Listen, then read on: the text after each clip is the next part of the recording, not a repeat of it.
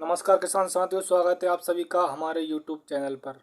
किसान भाइयों, आज के वीडियो में हम आपके लिए बताते हैं सबसे बड़ी मिस्टेक आप क्या कर देते हो कि आप गहराई में कौन सी बड़ी मिस्टेक कर देते हो किसान साथियों, जो कि उत्पादन में कमी आती है।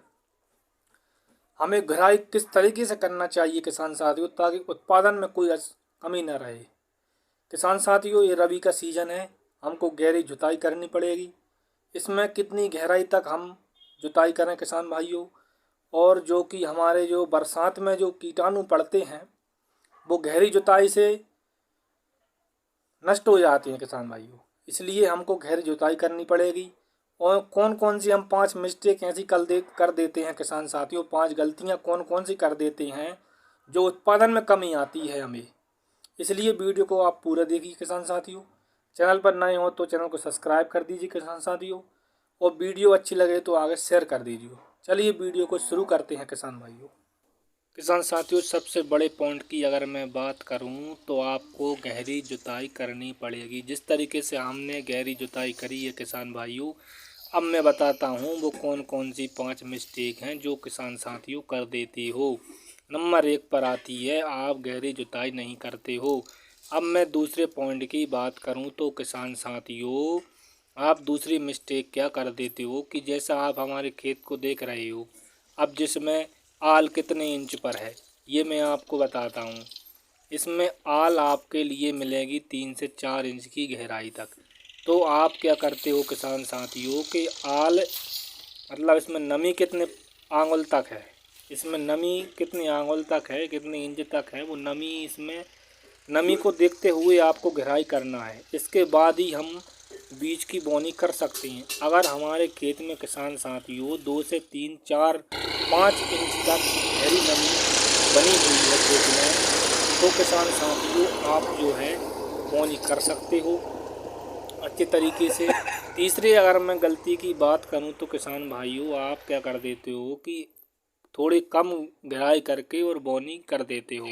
जिससे क्या हो जाता है किसान साथियों कि जो बरसात में जो कीट हमारी ज़मीन पर पनपते रहती हैं वो नष्ट नहीं हो पाती हैं, उतली गहराई से नष्ट नहीं हो पाती हैं। तो गहरी जुताई करनी पड़ेगी ताकि हमारी फसल अच्छे से ग्रोथ हो जाए।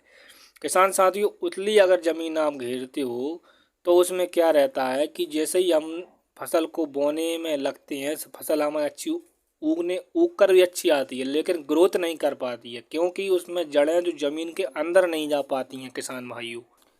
किसान साथियों, तो वो नमी जो है, नमी हमारे खेत में अधिक होनी चाहिए ताकि हम बोनी जब कर सकें तो ग्रोथ नीचे तक पहुंच जाए। उसके बाद हम जो है किसान साथियों बोनी के बाद पानी दे सकते हैं। अब किसान साथियों, आप चौथी बड़ी गलती क्या कर देते हो कि खेत में बोनी करने के बाद 20 दिना में पानी चालू कर देते हो, और जैसे ही 20 दिना में पानी चालू हो जाता है तो किसान साथियों वो पीली पड़ने लग जाती है, क्योंकि वो जड़ माहू का जो अटैक रहता है वो किसान साथियों इसी बीच में आता है। 20 से 25 दिन की अवस्था में गेहूँ में पीला रोग जो जड़ माहू बोलते हैं। पांचवी सबसे बड़ी गलती किसान साथियों के जैसे ही हमारी जो ज़मीन हम घेरते हैं उसमें लेट होना, यानी कि 25 सितंबर से लेकर के 5 अक्टूबर के बीच में हमको पहली गिराई कर देनी है। अगर आप ज़्यादा लेट होते हो तो किसान भाइयों उसमें हम बोनी करते हैं तो कई प्रकार के रोग लग जाती हैं। इसलिए हमको किसान साथियों 25 सितंबर से लेकर 5 अक्टूबर के बीच में हमें गिराई करनी है। उसके बाद आप 15 अक्टूबर के बाद आप बोनी कर सकते हो गेहूं की। सरसों की बोनी के लिए 25 सितंबर से लेकर के 5 अक्टूबर तक अगेती बोनी कर सकते हो। किसान साथी, वीडियो अच्छी लगे तो आगे शेयर करें, चैनल को सब्सक्राइब करें। धन्यवाद।